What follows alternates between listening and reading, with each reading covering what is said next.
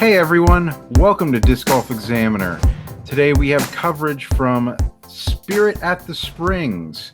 This is an event that was TD'd by Chris Warfield, who's joining me today. Chris, how are you? I'm good. How are you, Brian? Fantastic. Thanks so much for joining us. Thanks so much. You also videotaped this event for us. You said this is the first time we've done something like this, that somebody's actually covered the event for us and sent in the video, and we put it together. And thanks so much for doing that, Chris. Oh, no problem. It was my pleasure. It was a good experience to get some filming in while TDing the event. Yeah. So tell us a little bit about the event.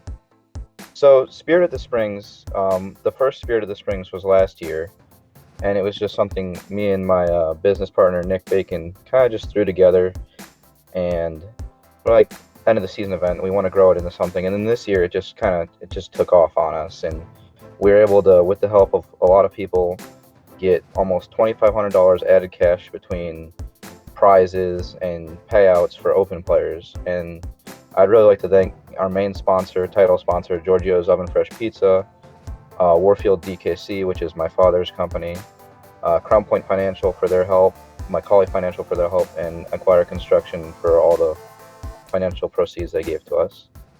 And awesome. Then, as always, Buckeye Discs for a little shameless plug from me and myself and Nick.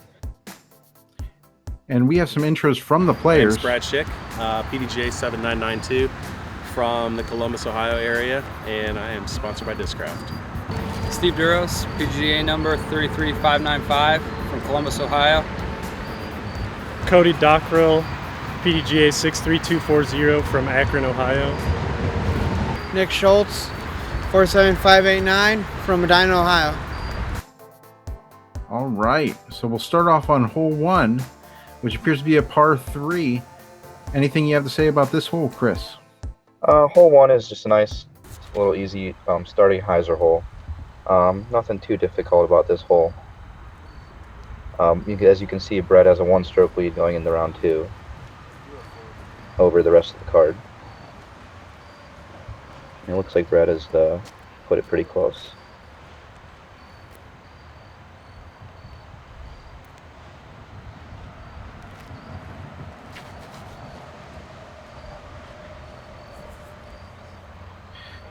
So as we're looking here, the basket's over to the left past the trees. Is that correct? Yes, that's should just be on the tree line, and I think it'll zoom into it here on Nick's shot.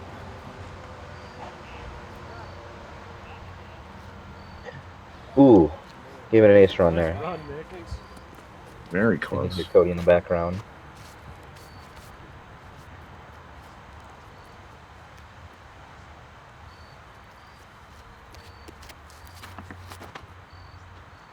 Cody takes a little bit of a tighter route here than all the rest of the players. And they all should be pretty close to the basket.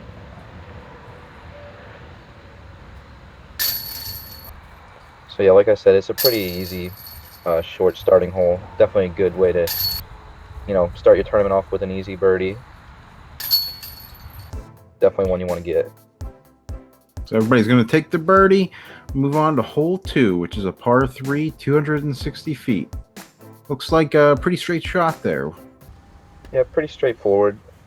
This hole actually used to have a lot of trees on the left side. So a couple of years ago, you weren't able to take this sidearm approach that Brett is taking here. But as you can see, he puts it pretty close there. Now it looks like Steve is lining up their traditional route, which is a big wide hyzer out and around.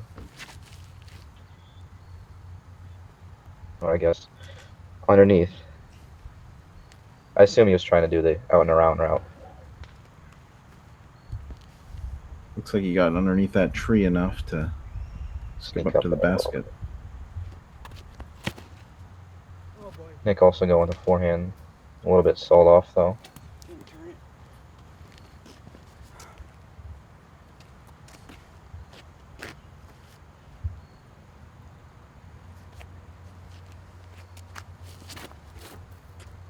Cody's taking the traditional route as well. We'll skip. And he puts it pretty close. Great drive. Very nice drive.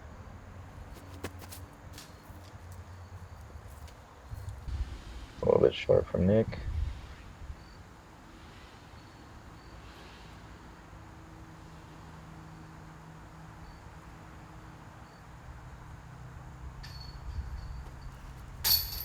Beautiful putt. Great putt from Steve. I got to follow him around the first round for a little bit, and he was just banging every putt, didn't matter how far away he was, just making them all in the day. And good birdies from Brad, Steve, and Cody. Nick with a 3. We'll move on to hole 3, which is a par 3, 250 feet. Can you tell us anything about this hole?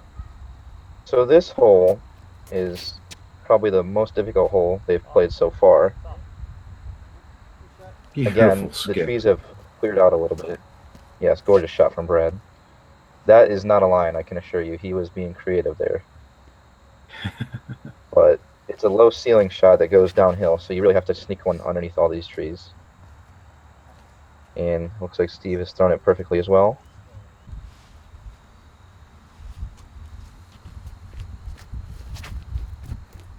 Cody giving it a run. Another good looking shot. Beautiful skip up to the basket. Parked.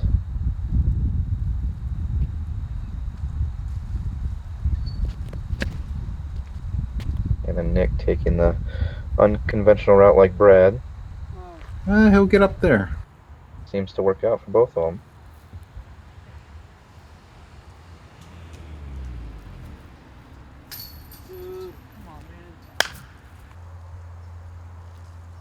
Yeah, the park was extremely busy on this gorgeous late October day. It was about 75 degrees, so this park is usually pretty busy whenever you have a nice day. As you can see by all the cars in the background.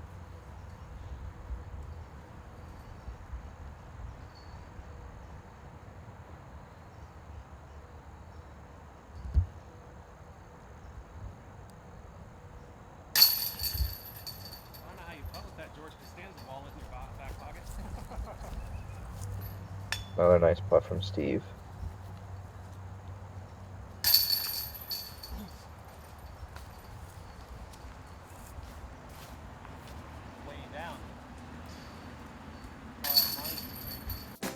Moving on to hole 4, which is a par 3, 210-foot hole. So this is actually a temporary tee pad. The normal hole 4 has just become ridiculously easy over the years, and I really wanted to challenge the players a little bit more on the front 9 than usual. So I decided to move the tee pad back and make it more of a tunnel shot, or at least out of the entrance.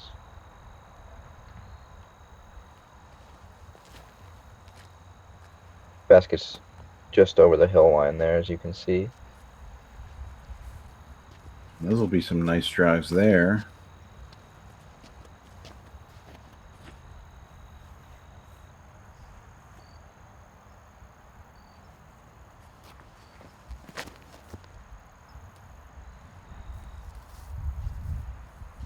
Well, that's looking pretty good.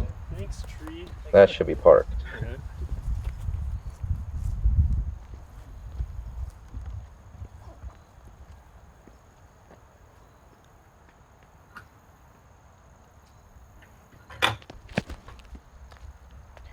Seems like sidearm was the common play on this hole from what I was seeing throughout the day.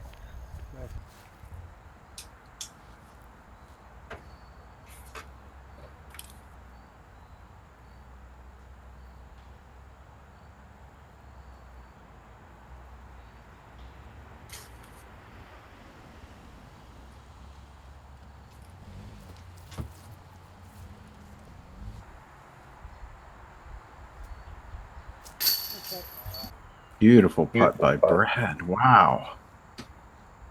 And that makes it 4 for 4 to start the round. Putting the pressure on his card mates, that's for sure.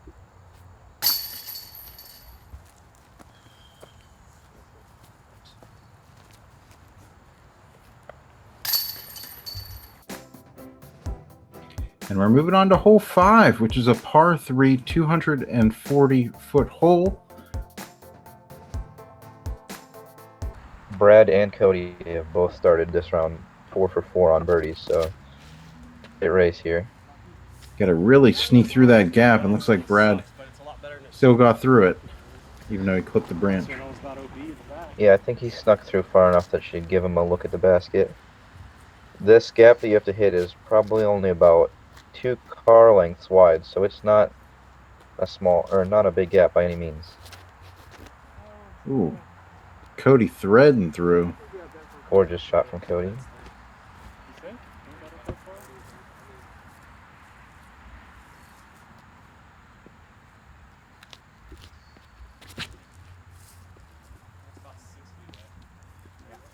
Boom. Nick also threaded through the gap.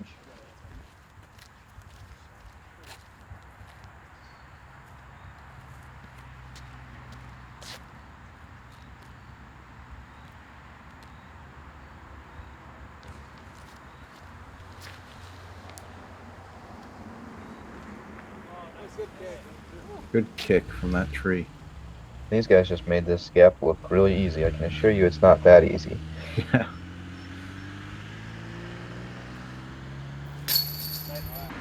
Nice putt by Great putt from Cody. Cody. Wow.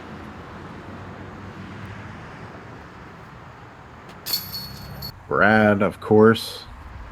Mr. Consistent. You're not kidding. It's been doing it longer than I've been alive.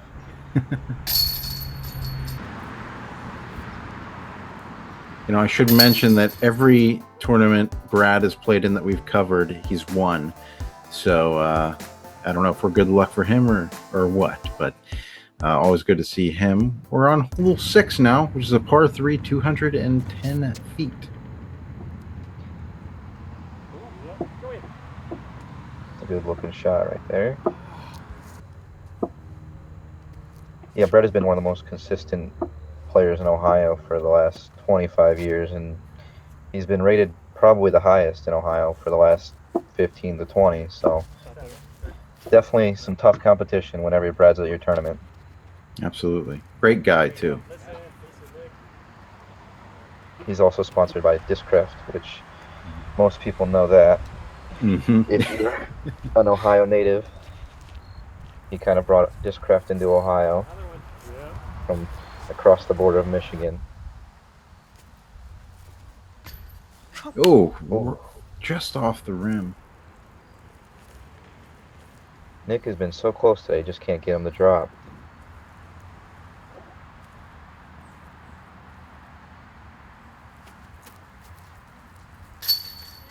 Wow, what a putt. And Beautiful. like I said earlier, I saw him putting all day and he was not missing. So I was not even surprised when he made that one.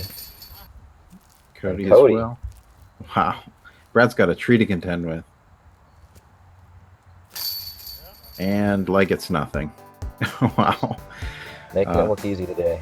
Yeah, really, no kidding. So we're moving on to hole 7, par 3, 255 feet.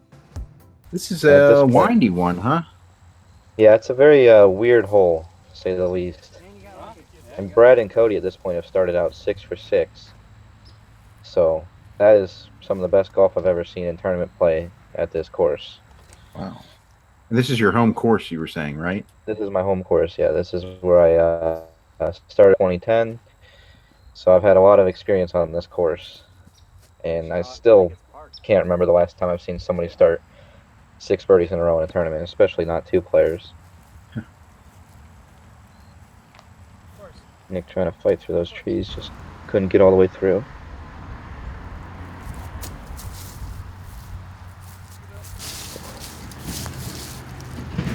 Close. Again. And Mr. Consistent, 7 for 7 now to start the second round.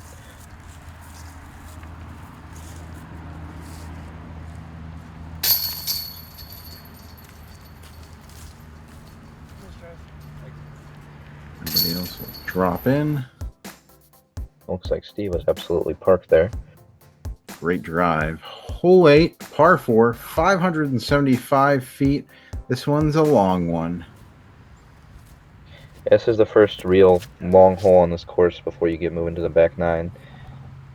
That really starts to challenge the players. Crazy enough, Nick had about a 50-foot putt for eagle the first round, and just barely missed it off the top.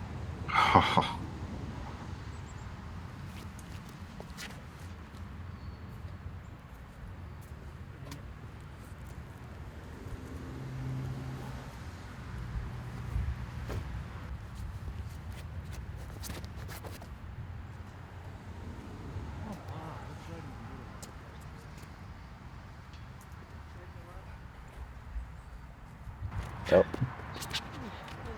My amateur shoe stuck in the video. That's crushed. I was gonna say, I think I know how you film that now. Yeah, I wanted to change up the angle a little bit, see if I could get Nick's full power shot from a different angle, because I couldn't catch it the first round. He threw it so hard, but it's so hard to catch somebody with that much power on camera. Mm-hmm.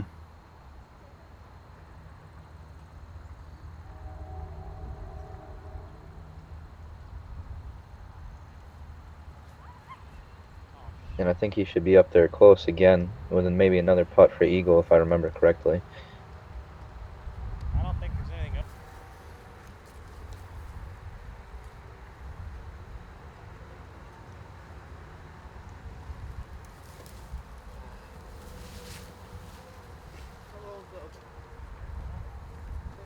Good roll. Out. Nice little roll out. Yeah, he's got about 80 feet. Gonna give it a run here. Just got away from him a little bit.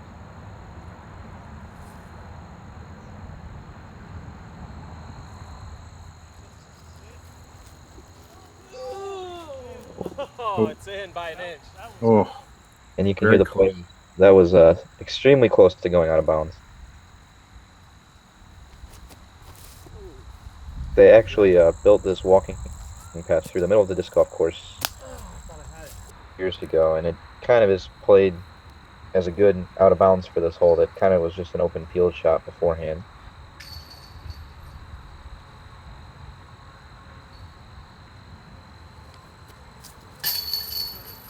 Nice putting.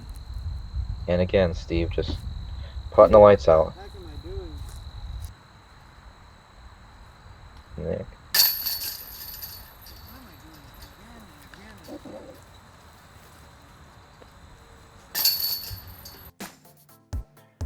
So we'll move on to hole 9, which is a par 3, 250-foot hole. That was the first hole where nobody. So Birdie. Brad's Yeah. birdie streak has now ended.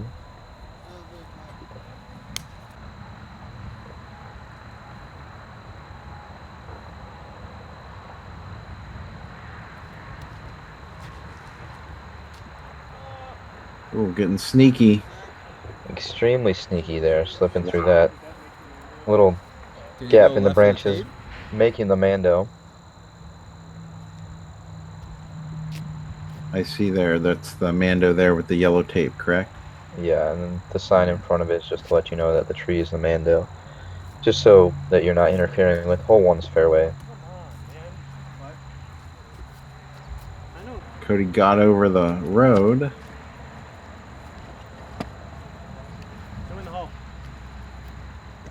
Oh, And Nick is actually rolled out of bounds here, because to the right of the fence line, there's a painted line, and that is out of bounds. Nice putt from Cody. Brad knocking down another one. I must have missed Nick's out of bounds putt there. we're moving on to hole 10, par 3, 335 feet.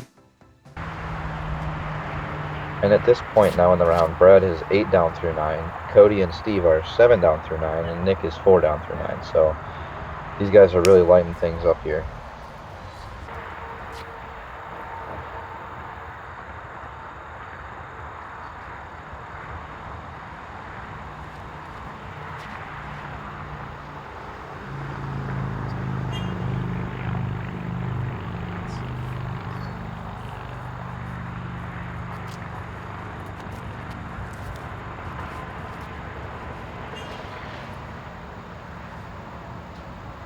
Nothing helps your grip like that Ohio dirt, I hear. Oh, the Ohio dirt's the best dirt around. Usually we don't have it for 7 months out of the year too, because the ground's either wet or snow. So we take it when we can get it. That's right. It's a ball. Yeah, hole 10's a pretty straightforward hyzer hole. Just put one out there to about 350 and let it come back, and should be looking at a putt.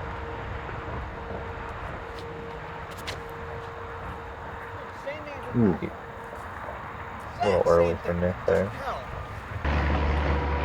That wind will definitely get you out there. What was the weather like that day, Chris? I believe it was 70 degrees and a little bit windy for the second round, but you know, just overall a perfect day for October. You can't ask for much better in Cleveland than 70 degrees in October. Usually we're getting ready to put our snow scoots on with our costumes for trick-or-treating by this time of year. So it was definitely a nice change from last year's event, which was 40 degrees and rain and wind. So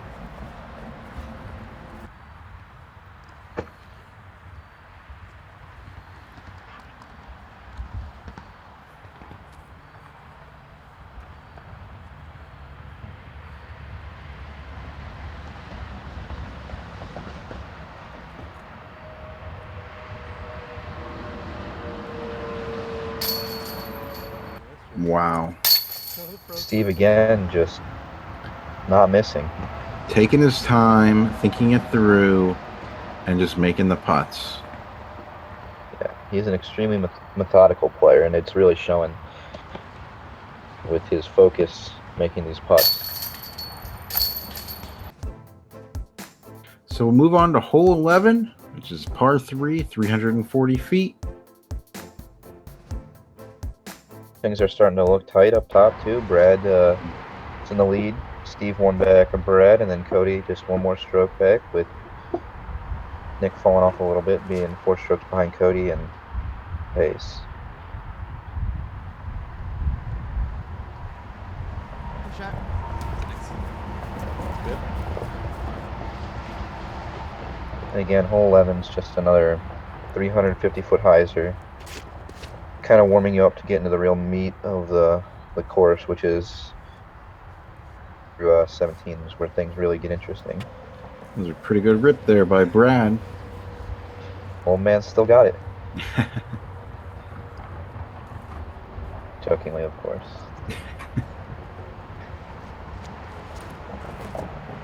He always, it's funny, you talk to him about, you know, how far he throws the disc, and he'll always tell you he only throws about 350, 375. And then last year, we were playing in the Parma Open, and I see him ripping out 400 plus foot hyzers, and I'm like, well, Brad, where did you get that from? He's a fun guy. Always good to keep one in your back pocket whenever you need it. Yeah. Save it for when it really matters most. Don't want to hurt the arm. Yeah. Looks like he's going to be putting from a lot of cover there. Yeah, you do not want to be short on this hole or long, because these pine trees, you really just don't have anything. And it's really hard to find a gap in the pine trees to even look at the basket. Now, we have the Bumble here in Pittsburgh. What would you call that in Cleveland? I think we just call it, I'd say, the rough Okay. is what I call it. So, are you referring to like the stuff that Moraine used to have before they cleared it all out? Oh, yeah. Anytime you get into the Jaggers, you're in the Bumble. Yeah, I call it the rough. I'm not really sure what other people call it, but I try to avoid it. But yeah, hole 10 and 11 with the pine trees, you know, you can easily get into the Bumble. Ooh. And it is not fun. Yeah, see, Cody was 5 feet from the basket there, and he still had a very difficult putt. Same with Nick. Yeah, that's not an ideal position to be in when putting. No. Bend And over. actually, there's behind the basket itself, directly behind, there's a tree that fell down about 15 feet behind it. So if you are past that, there's nothing. You are pitching up to the basket. Hole 12's par 3, 275 feet. There must have been a misprint on this tee sign because it's actually 475 feet. I must have Oh, wow. sent you the wrong tee sign, It's I guess. a ways away, then. It's a ways away. Yeah, it's a long hole. And it's more of a poke and hope gap more than anything. To poke through all the trees once you get up there. Definitely see the wind playing with that disc. Yeah, at this point in the course, this is probably the windiest it'll be until they get to hole 18. Because it's just kind of a little bowl down in this hole. The wind really rips through and affects your hyzer.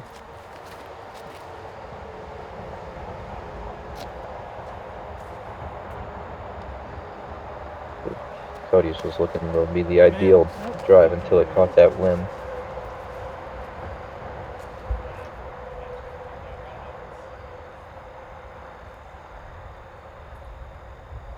But yeah, this is where the course starts to move out of the open and into the woods, and this is where the strokes can start to tack on if you're not careful. Yeah, they're looking at some real gel back there, it looks like. Yeah, it's... If you go short or if you go long, like I said, this rough is not fun, and you're pretty much wasting a stroke just trying to get out of it. But all these guys seem to have found the middle of the fairway and just cleared the creek that's right there. Because there's also an OB creek just short of where they were standing that, you know, is not a fun stroke to add. Mm-hmm. Steve is just coming so close that was just... I'd be shocked if he made that, but, you know, from 100 feet, he's still giving them runs.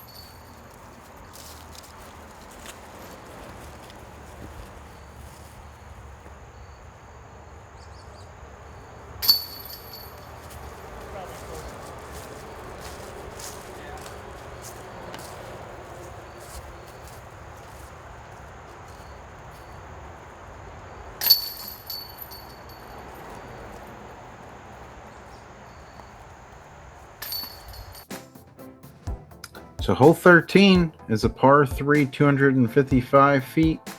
This one looks like it gets a little snaky there. Yeah, this is probably the first real wooded hole that these guys are seeing for the day, and it just makes a complete, you know, 90-degree turn at the top of the hill to the right, and it's almost impossible to get the birdie on. It's more of just a two-shot par 3. But, you know, people get aggressive, you know, like Brad there with the big skip, and that's a gorgeous shot. You know, he's probably about as close as you can get going. And he'll still probably be sitting about 70 feet away.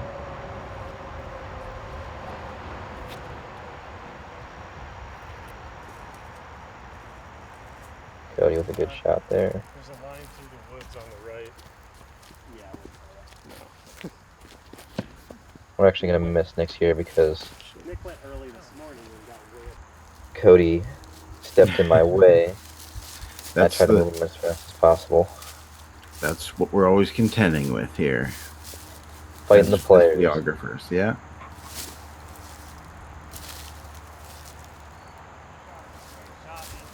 I couldn't really catch Nick's either because I didn't stand in the right angle too. Still learning for the first time. It's fine. It's fine. Don't worry about it. I'm sure people will leave comments below to let you know every mistake you've made. I'm sure I'll hear about it from some of the guys. Now Steve is in a really, really just absolutely terrible position right here. This is about as bad as it gets on this fairway. Yikes. Yeah. And he's just poked through all of it right back out onto the fairway, which is crazy. Smart layup from Steve, or from Cody, and then Brad laying up as well because there's a hill that leads to an OB ditch down there that you really don't want to contend with, especially when you have such an easy layup.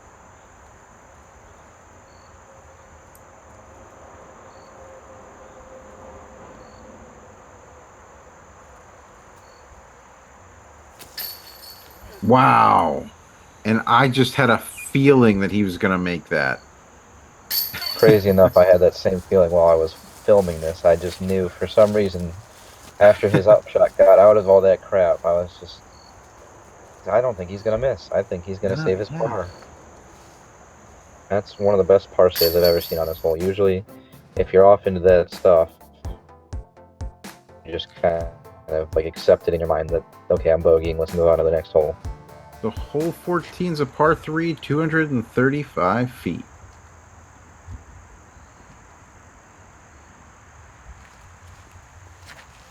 And this is one of my favorite holes on the course. Not because it's anything special long, or it's just such a pretty down the tunnel shot with a nice little rock garden. And you still have to hit a good line to get up there for your birdie.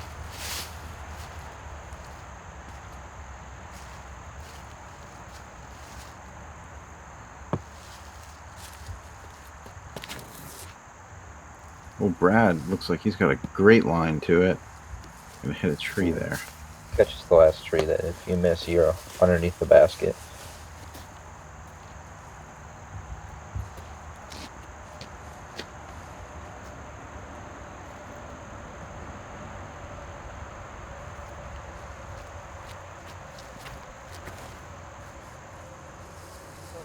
Ooh.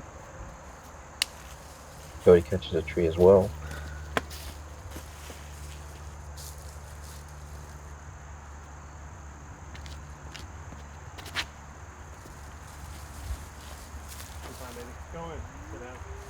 Nick giving it an ace run.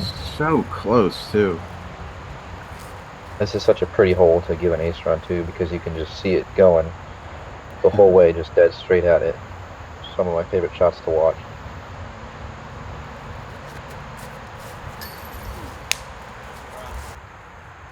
Good bid from Cody there.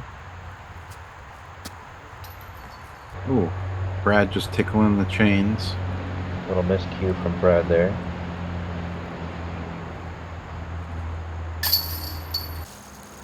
Nice putt from Steve, and I believe with that putt, he's now tied things up with Brad for the lead through 14 holes. Ooh. Nick just can't get anything to fall today. No.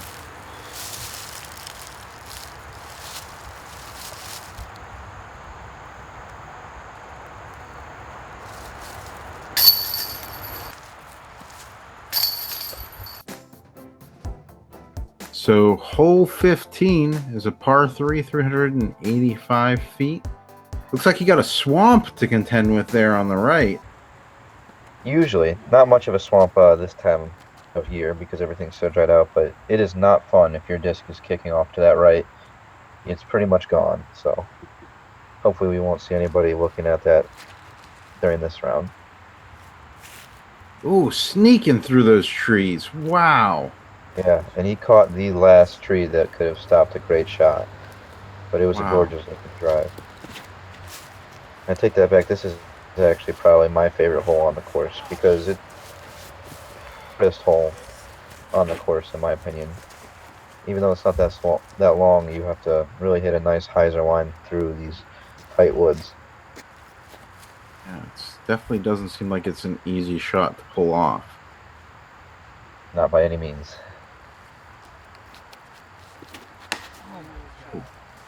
Ooh, and looks like Cody's found that swamp that we were talking about.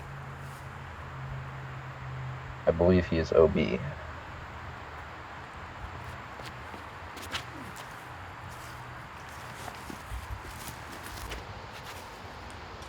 Okay, so it looks Yeah, like he had to Cody was re-tee. Out of bounds, I think he re-teed. And then I believe he went out of bounds again. It's not something you want to do on this course. Doesn't look like it.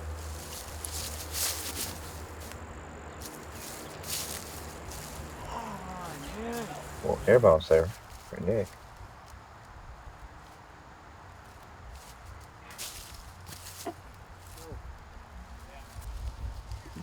Good upshot Gorgeous there by upshot. Brad.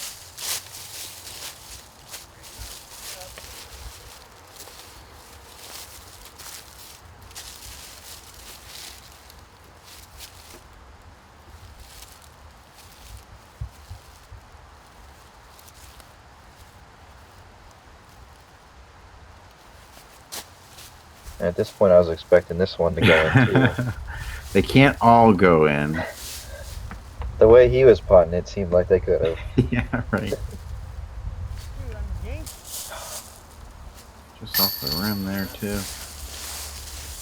I can tell you, if it was tone pole, Nick would be really scaring some of these guys up top. He's been just off by inches today.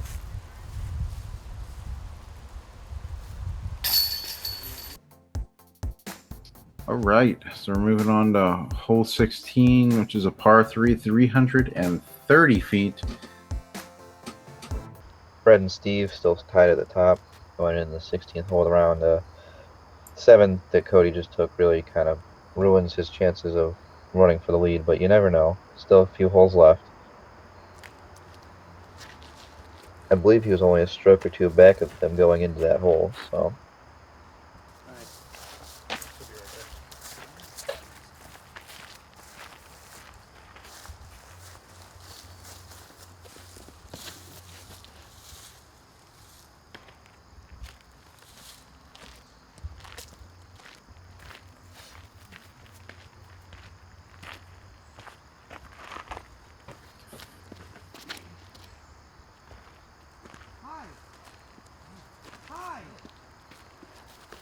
Nick's just getting crushed. That was a buzz that most people throw fairway drivers on this hole, and he has no problem getting a mid-range there.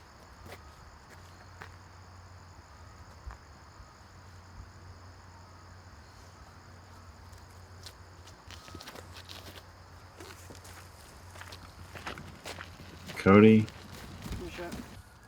beautiful It's shot. like a good recovery.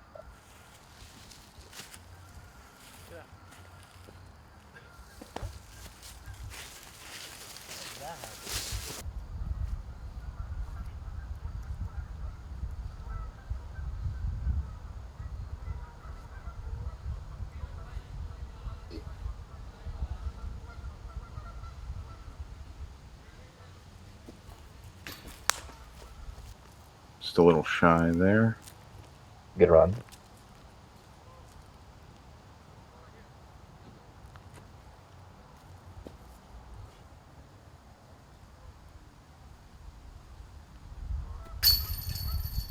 Nice putt from Brad. I believe this is Steve's drive to take the lead on Brad.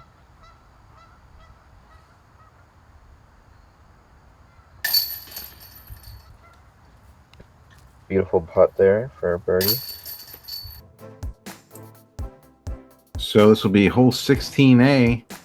This is a special hole. Did you design this one? Yeah, this will be the first of 3 temporary holes that we'll see.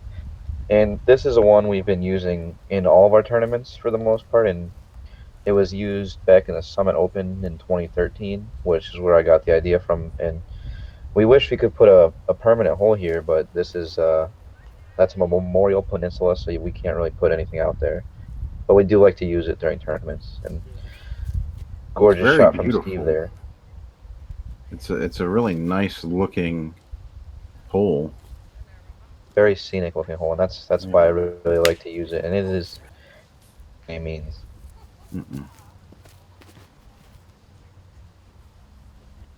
You add that element of water, and suddenly everything's much harder. Starts to scare a lot of players. Yeah. In my thought process for adding this hole, I wanted to see, some stroke separation between players to really, distinguish the difference between, your open, your advanced, your intermediate, and your rec. Because the way this course usually plays with the statistics is that a lot of the open and advanced players tend to score similar, and the intermediate and rec start to score similar. So I wanted to spread it out a little bit and see, what temp holes would do what, and if I could. Wow. Gorgeous putt from Cody. But I kind of wanted to add some difficult holes to see, what would change the scoring a little bit and distinguish the better players. And I think this did a good job of it based on the statistics that I took. A lot of guys either got birdies or 4s and 5s, so. Wow. So moving on to hole number 17. which is a par 3, 455 feet. And Brad is now 2 back of Steve with 4 holes to play, so things are getting interesting here. Steve has just been on fire.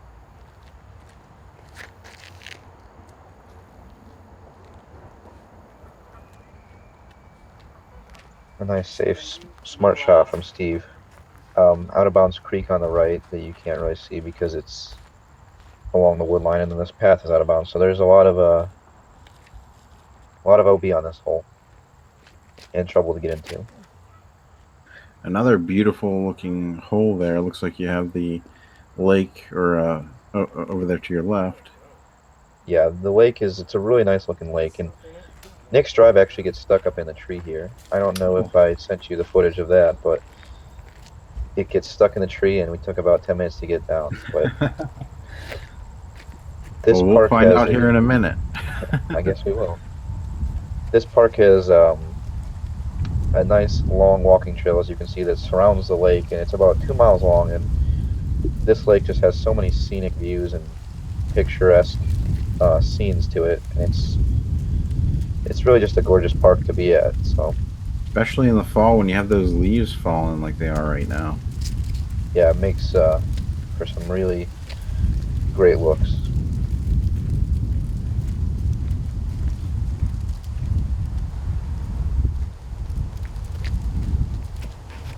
Wind seems to be picking up a little bit too.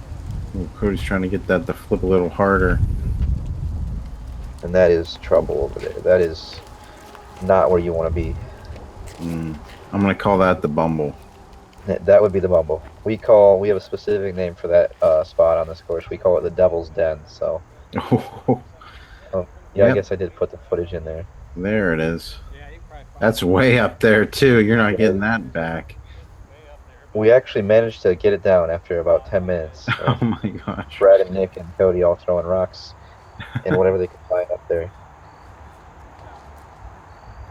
That was a good 40 feet up there probably. Yeah, I'd say so at least. Nick had a great upshot there. I believe I'm trying to film Cody's out of the forsaken place that you do not want to be on this course. What'd you call it again? The Devil's what? The Devil's Den is what we Devil's call Den. it.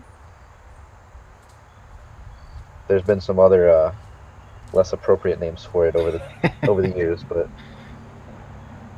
keep it PG and we'll stick with that. Absolutely.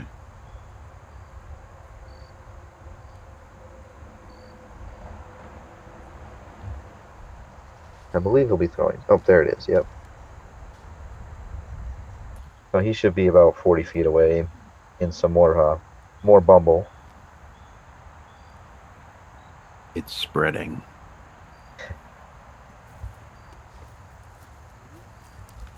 A nice upshot there from. Very nice upshot. I must have missed Brad's upshot as well. Brad is such a quick player that sometimes it's just it's hard to catch them all at once, especially when they're so spread out.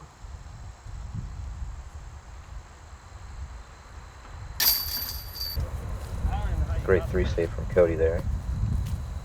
I guess Brad's upshot was next to the basket, so it didn't matter. I never even saw it, but I know where it was. Oh, yeah, actually, this morning.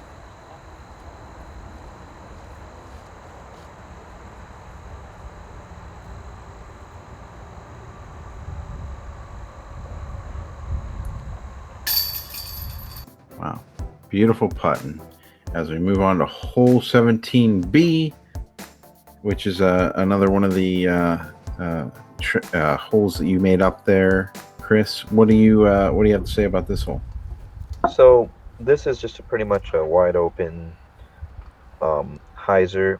Last year we had it was a little bit longer and it ran more straighter along the path that's on the right, and it just caused a lot of problems with walkers. And so I wanted to keep an added hole because I like this part of the land over here, but I didn't want to interfere with people walking, so I decided to make it a little bit easier of a hole, but there's still some challenges behind it.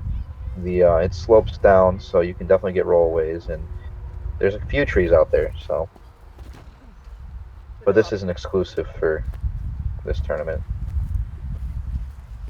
Nick was throwing a putter there, and you remember they said this hole is 360 feet, so Nick got that putter to about pin high 360 foot. Wow. That's good. Good looking shot from Cody.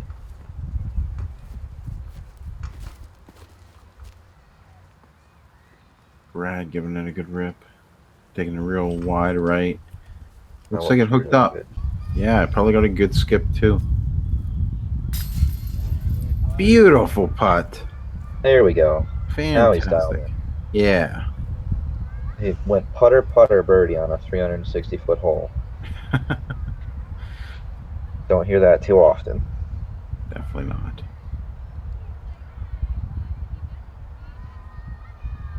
Another picturesque view. Yeah, and you can see that lake in the background is just definitely embodies what I was talking about. And Wow.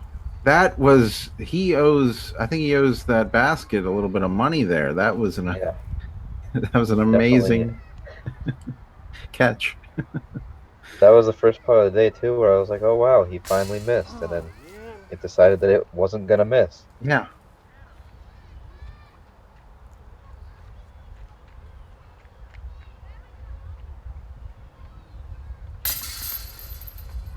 Good comebacker from Cody there.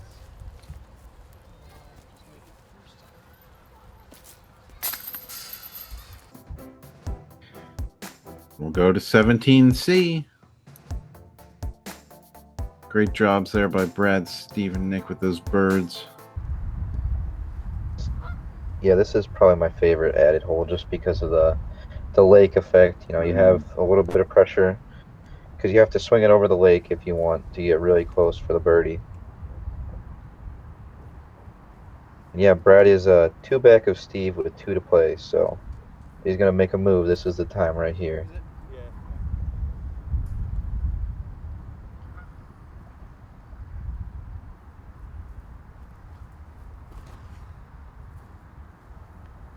Go in. Wow, what a drive. Going right for it. Yeah, that was a good looking shot.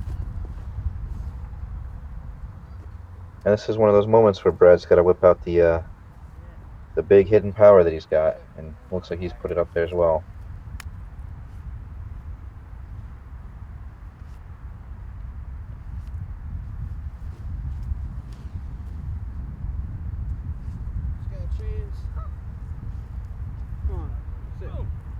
Wow. Great angle. That was a great looking shot.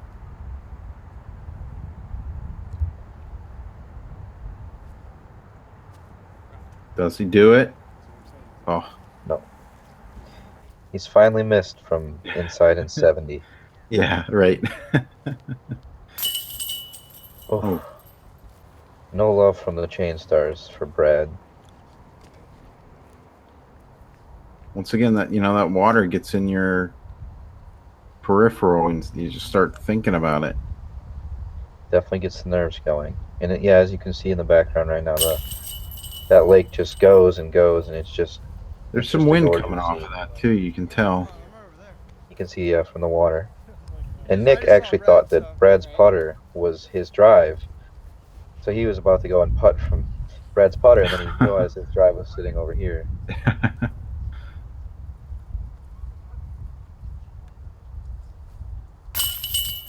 Beautiful. Nice birdie from Nick.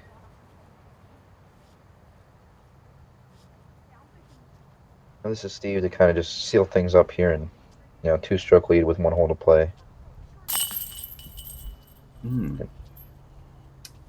First putt that I guess is just making up for the last hole. The basket gods decided that one shouldn't stay. So hole 18 is a par 4. This is a long one, 650 foot.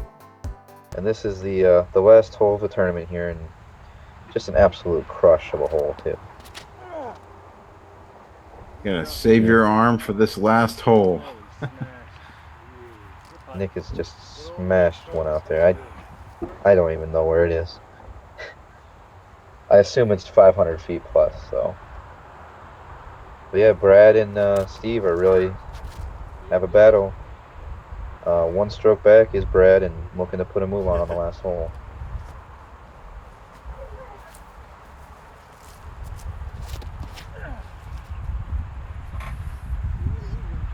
That didn't turn at all.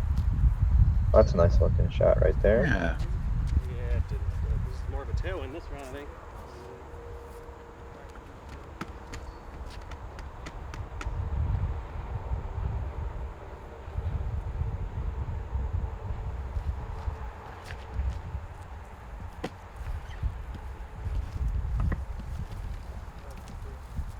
Beautiful drive.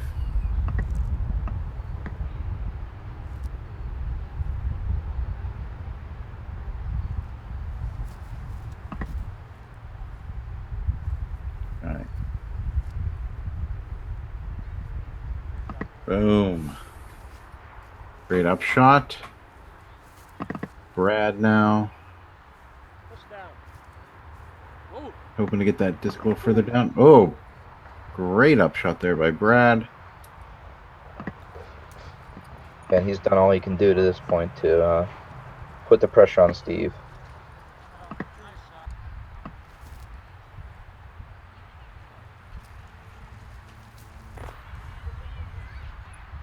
All right, time to finish out.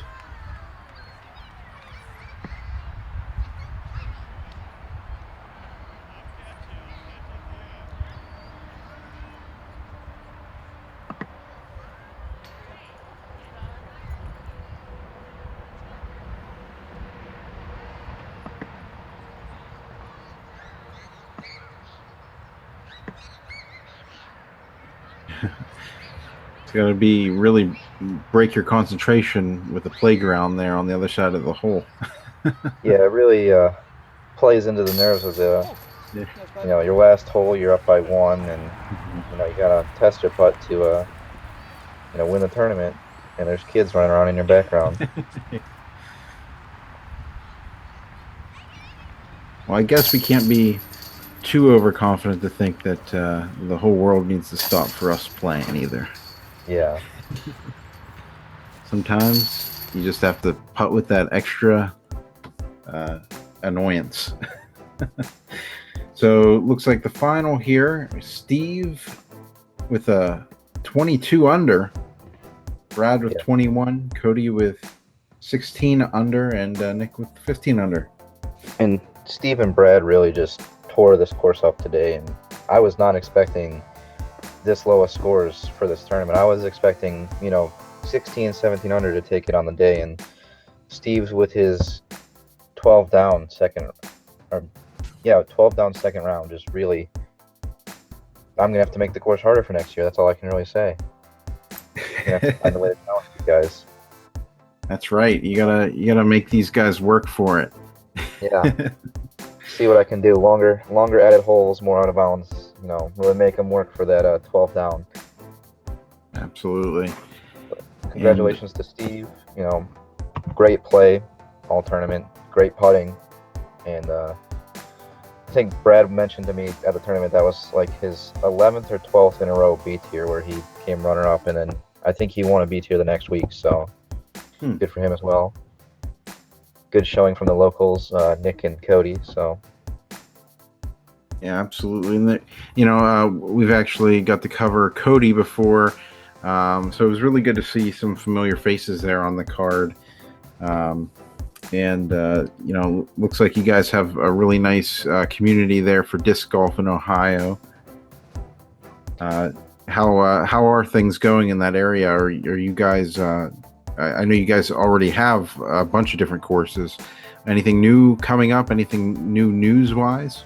So we have our annual Frozen Fingers in the Winter, which is what we're all gearing up towards now. That it's hosted by the Neo Disc Golf Association, along with all the local clubs. And what it is essentially, it started out for charities, but now we do it, for charities for new courses and improving tee pads around the area and stuff like that. And actually, this year we'll be featuring a course that we help fund to put new baskets in that series. So it's just a really good thing, for the local disc golf community to keep turning over, and donating to each other to build up our area. And so that's Absolutely. the big news coming up for Northeast Ohio. Hey, if anybody wants to be involved with that, is there somebody that they can get in contact with, or a website or anything like that?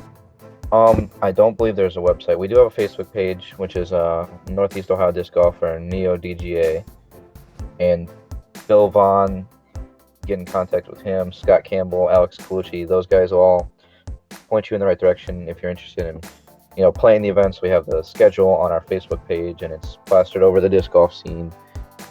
And so it's a really good thing we got going on. Anything else you want to talk about before we go? I believe that's about it. I mean, be on the look for Buckeye Discs in 2018. We are really starting to ramp things up here. Nick and myself are really looking forward to making a great tournament experience next year for all the tournaments we vend and we run. So I think we did a good job with Spirit of the Springs, proving to what we're capable of bringing to the area. And so just be on the lookout for us in 2018. We'll be stocked up on dynamic discs, Discraft, Innova, maybe some MVP. We're going to get into bags. So, a lot of good things are happening for us, and that's really about it. Awesome. Well, thank you again for helping me out editing and commentating with me. absolutely. Yeah, it's a ton of fun. We always love promoting disc golf any way we can. If you have a tournament in your area that you videotaped and you'd like to, do this with your tournament, this is something that we can discuss for sure. So make sure to contact us, Disc Golf Examiner, on Facebook. So once again, congratulations to Steve for his win at the Spirit at the Springs. And thank you so much for joining us, guys. Remember to like us on Facebook, subscribe to us on YouTube, and leave comments, share it.